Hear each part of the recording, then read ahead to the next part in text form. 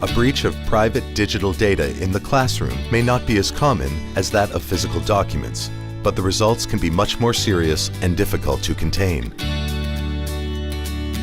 Two common examples of this kind of breach come in the form of mistakes made while sending emails. At some point, most people have accidentally hit the Reply All button on their email, unintentionally sending out information to the wrong recipients.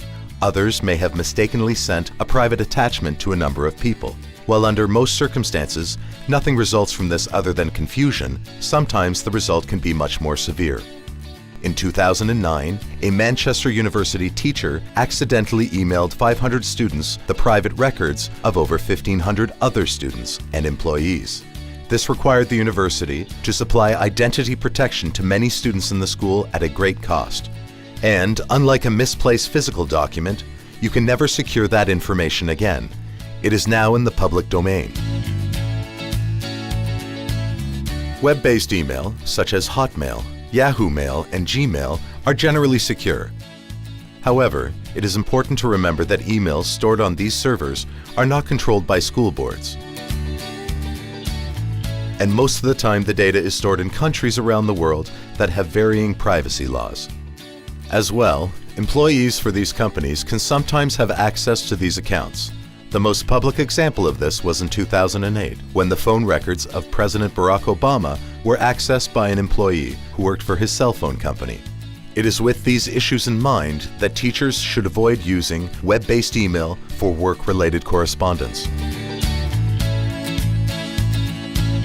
Many teachers now encourage the use of blogs and wikis as an instructional tool. While these are powerful teaching tools, teachers must always make sure that the sites being used are private and password protected. A wiki entry created with a student's name, picture, and hobbies, if not properly secured, not only constitutes a serious breach, but could put the child in danger as well. All lessons involving private information on the internet must be secured. Board IT departments are able to support teachers in this area. Probably the most important aspect of digital data protection is the privacy and security of passwords. It is not uncommon to find a post-it note stuck to a computer screen or in a planner that contains passwords. Other times, it might be in a file named passwords. While these may be convenient, they are also easy targets and are the root of many serious privacy breaches. The need for teachers to use secure passwords is paramount. Weak passwords are by far the most common reason for computer data breaches. According to Wired magazine, the most popular password is Password 1. It used to just be password. 123456 and QWERTY round out the top three. A recent study showed that using the 1,000 most popular passwords, followed by a popular suffix like 1, 123, or ABC, cracked 24% of passwords on the internet. Other studies have shown that many passwords are nothing more than names of family members, pets, or of the user. Regardless of how unique users may believe a name to be, it is not, and can be hacked as easily as opening a phone book. In order to design a secure password, it is essential to avoid using dictionary words or obvious strings of numbers. It needs to be as random as possible, using a combination of letters and numbers, using a mixture of lower and uppercase as well. It should also be at least 8 characters long.